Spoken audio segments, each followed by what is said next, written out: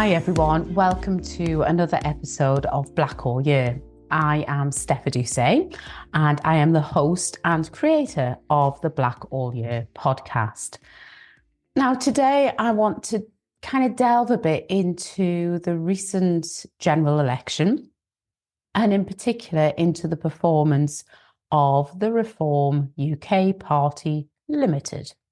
And hopefully we'll be able to look at what the numbers say about the political landscape of the UK and really reflect on what the implications might be for different communities across the country.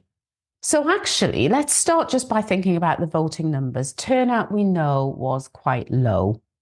We can hypothesize about what the reasons for that were, and hopefully somebody will actually do some market research and find out what the reasons were. But the turnout was actually pretty low. And what's really interesting is that the percentage share of the vote was pretty evenly split between Labour and Conservative.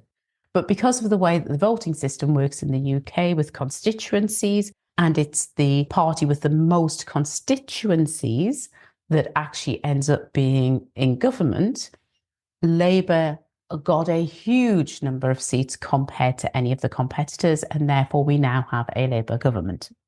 So vote share, not particularly massive, around a third of the vote. But as I say, we have a huge Labour majority government. Liberal Democrats actually didn't do too badly. They did better than they'd done for quite a long time. And again, were kind of, I think, around about 70 seats. Green Party got close to 1 million votes, so not bad at all. But they have 4 seats, which is the most they have ever had in the UK Parliament. And then we have Reform UK Party Limited.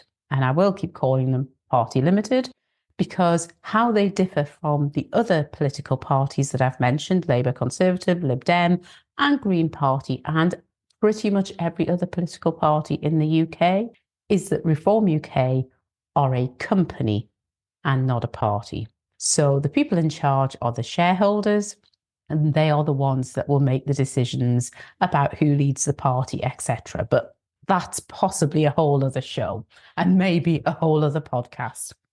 So those numbers kind of give us a snapshot of where the political feelings of the electorate may lie.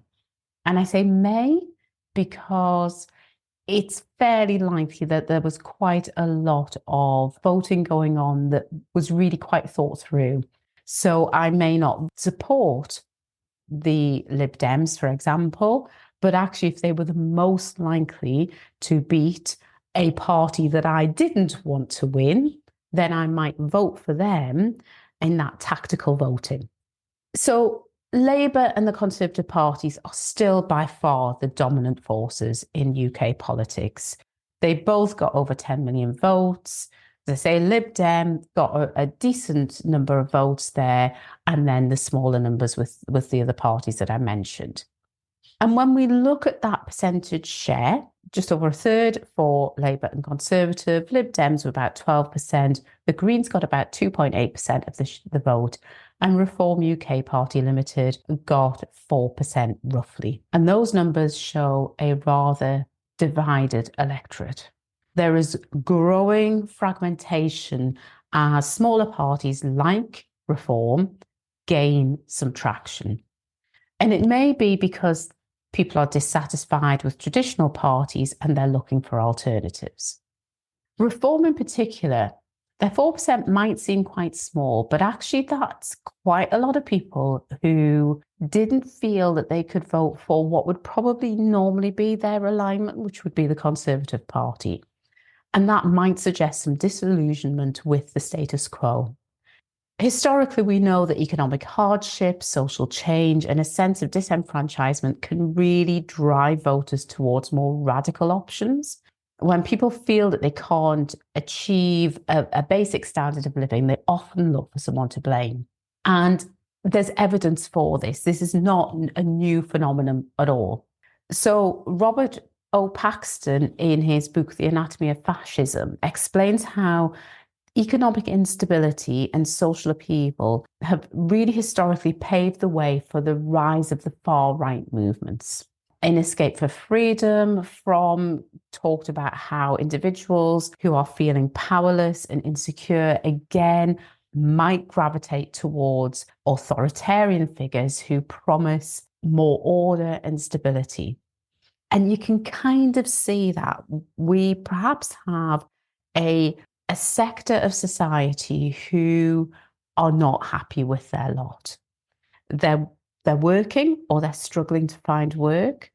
They see people around them, and particularly on TV and in the media, who have more, who seem to be doing better than they are. And yet, from their perspective, they're working hard, they're trying hard. And things over the last 5 to 10 years have got harder. And particularly if these people were Brexit voters, they believed that Brexit was going to make their lives better. And actually, things have got worse. So this idea of, well, things have got worse, why?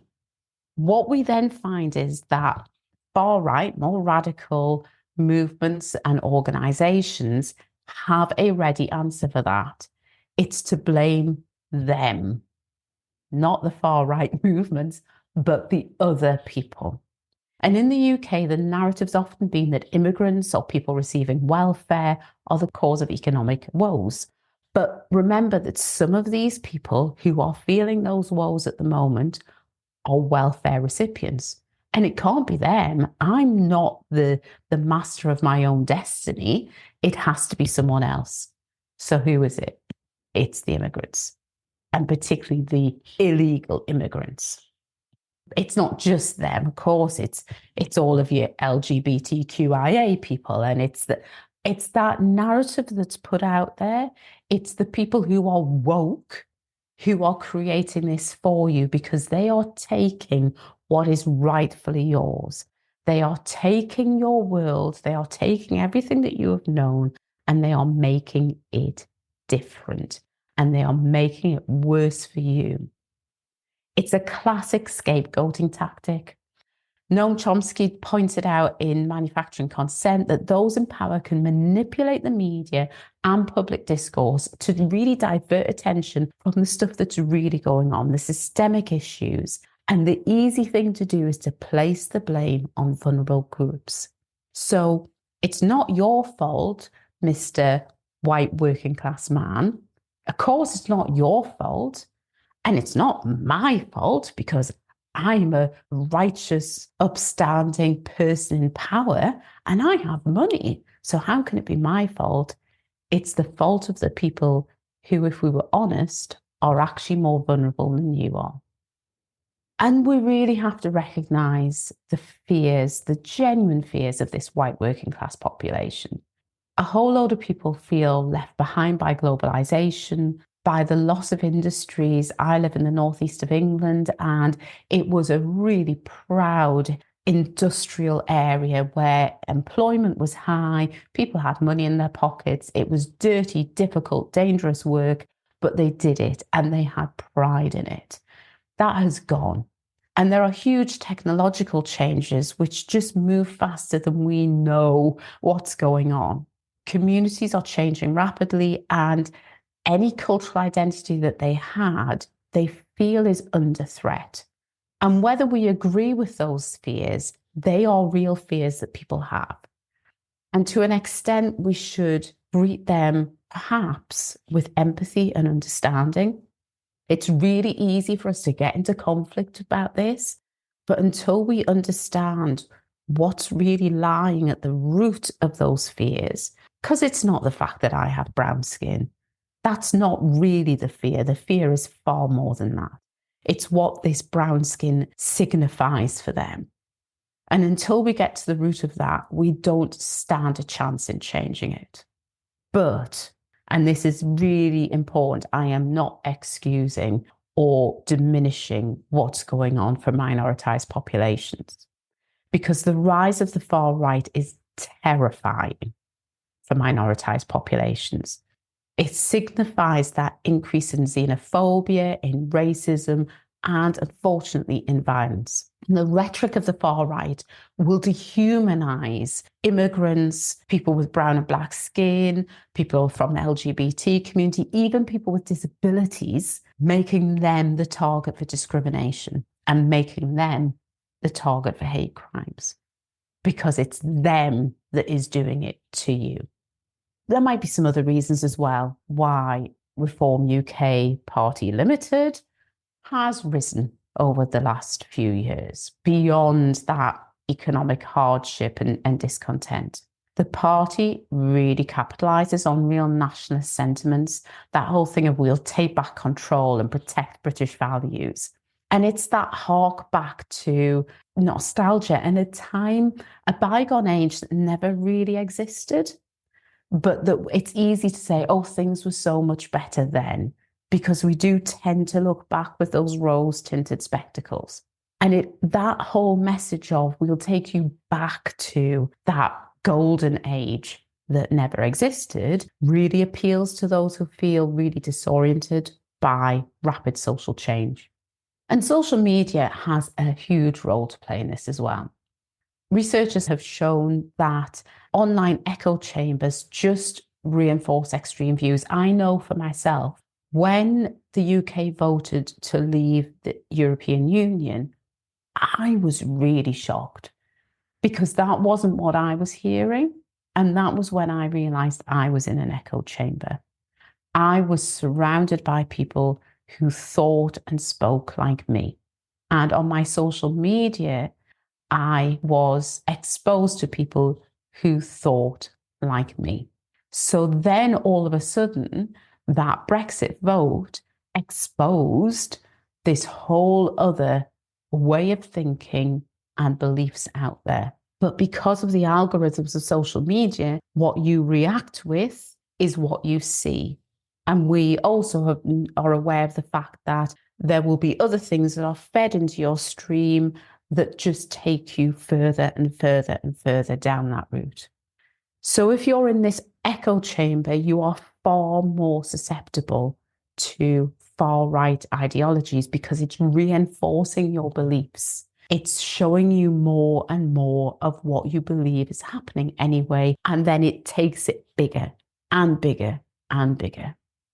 So we're in this situation now where we have a rise of the far right. And what can we do to counter that while still protecting those of us who come from minoritized communities? There is a degree of education and awareness raising that is needed. One of the things that we don't have enough of these days is critical thinking. It's that ability to stop and to look at something and to go, okay, so is this correct? What else might be going on? I'll give you a really good example of this. AI imagery is more and more common. Somebody shared a picture of a baby peacock. This thing was the cutest little thing I have ever seen. Huge eyes, beautiful plumage, but it just looked too wrong to me.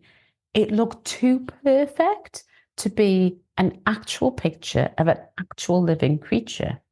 It took me seconds to Google baby peacock and look at a picture of a baby peacock. And whilst baby peacocks are probably cute to adult peacocks, they look nothing like this picture at all. The little brown thing, little brown birds. But that kind of ability to stop and to question and to do a little bit of digging is sorely lacking within the population.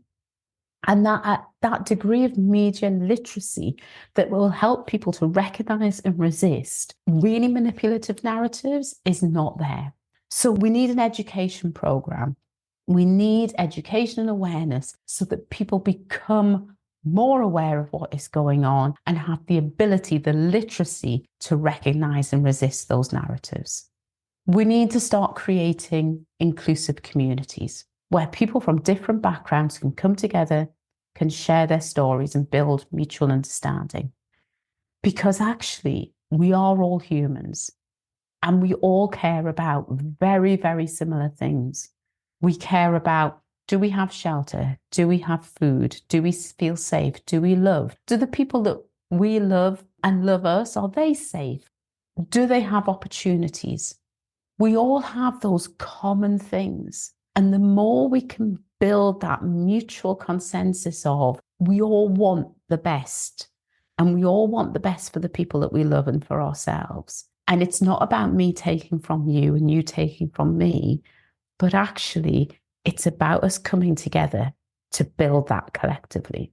The more we can do that, the more we're likely to get communities that understand and cooperate and share instead of being combative.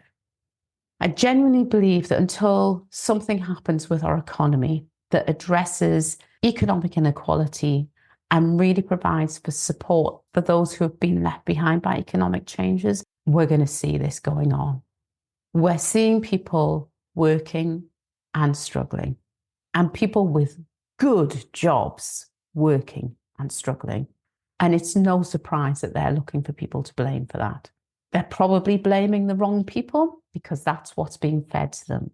So we really need a reform to policies. We need a real change so that we can get rid of some of that inequality. Because addressing the inequality actually makes things better for everyone. It's that rising tide lifts all boats. It really does make things better for everyone. Our politics has to change. People are fed up. We've got to do stuff that really encourages voter participation and support for parties, that makes people understand that the more they engage, the more parties represent their views. Because parties will listen to people they think are going to vote. And if they don't think you're going to vote, then they can listen to you and they could even develop policies for you, but it's not going to benefit them at the ballot box. So we need to find a way to get parties to really engage and to promote and to just to connect with people. But for people, and I think this probably needs to be more of a ground up movement, for people to encourage others to vote and to show how they can use their vote to vote for people who are promoting inclusive and equitable policies, not just the person with the rosette of the colour that I've always voted for or that my parents voted for. And the last thing I think that we need to think about is how do we support in the meantime all of those who are being targeted by far-right rhetoric? At the forefront of that is members of the global majority, Black and brown people. We are a very visible manifestation of what the far right is battling. We are, well, our difference is literally written on our faces. We cannot hide. We can't pretend that we are not the colour that we are. So we get the brunt of it. And this is not new. We have had this for generations, for hundreds and hundreds of years. When it is on your doorstep, it is terrifying. When I think that 4% of the population either really wanted what Reform UK Party Limited were saying, or were willing to disregard the distasteful parts because they liked other parts, that terrifies me.